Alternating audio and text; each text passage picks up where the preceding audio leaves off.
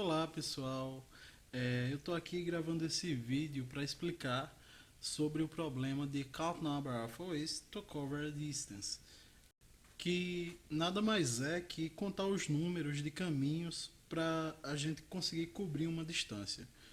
Ou seja, o que é que vem a ser isso? O que seria contar os números de caminhos para cobrir uma distância?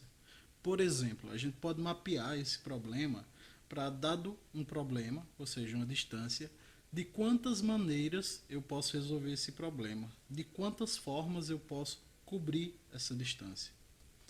E deixa eu dar um exemplo mais específico.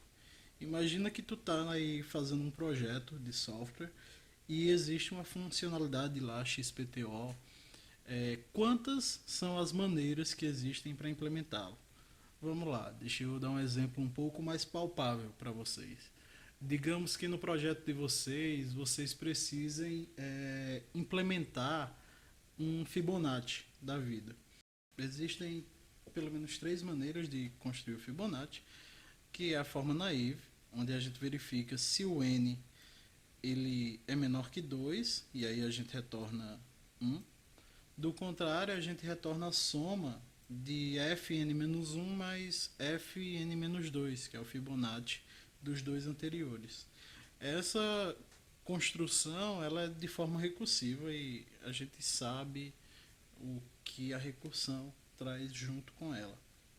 E aí a gente pode construir também com programação dinâmica, utilizando caching, de baixo para cima, onde a gente vai armazenando nessa memória, nesse cache, a soma dos dois Fibonacci anteriores no número seguinte. Ou seja, a gente vai realizando a soma de baixo para cima, através de um laço.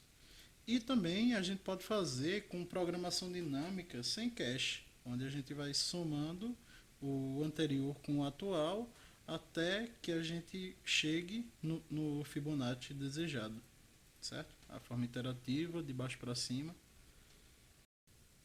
Beleza, então vocês acabaram de ver que uma mesma funcionalidade pode ser implementada de várias maneiras, ou seja, eu mostrei que o Fibonacci ele pode ser implementado de pelo menos três maneiras.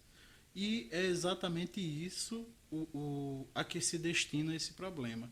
É contar a quantidade, o número de caminhos para se cobrir uma distância, certo? Que no caso desse Fibonacci aí seriam três.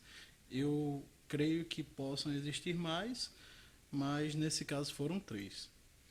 Por exemplo, dando um exemplo ainda mais específico, para cobrir uma distância de tamanho 3, é possível fazer isso de três maneiras, percorrendo um passo mais um passo mais um passo, ou um passo mais dois passos, ou dois passos mais um passo, ou percorrendo logo três passos de vez.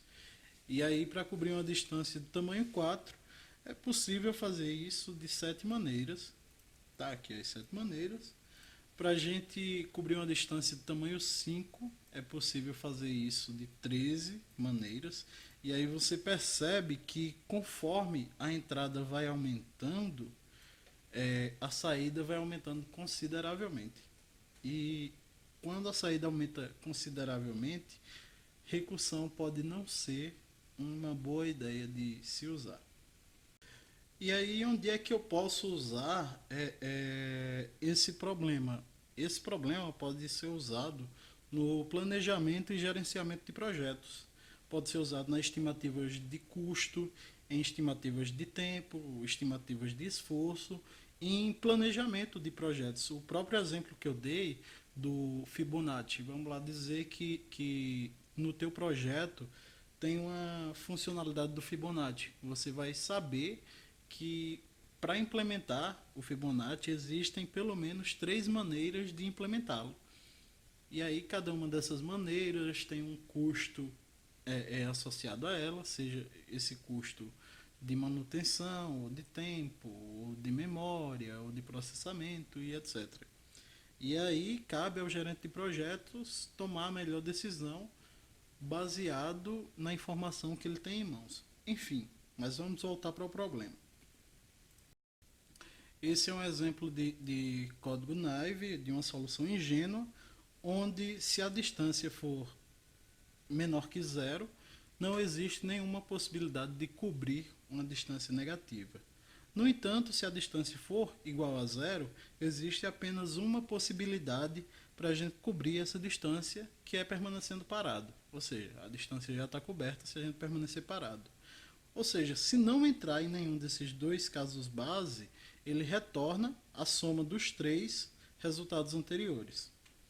E aí, a complexidade de tempo dessa solução, só da gente bater o olho nesse return aqui, a gente já enxerga que ele é de 3 elevado a n, por conta dessas recursões aqui, dessas três recursões.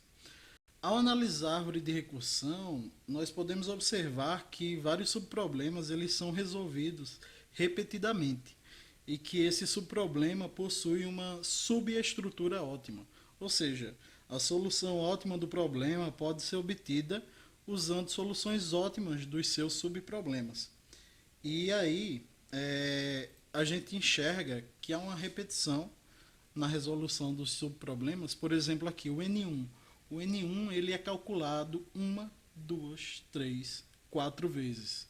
Já o N2 ele é recalculado duas vezes. Lembrando que esta é uma árvore de recursão para uma entrada de tamanho 4. Se fosse para uma entrada maior, essa repetição na resolução dos subproblemas seria bem maior. E aí a gente pode resolver isso utilizando programação dinâmica com cache.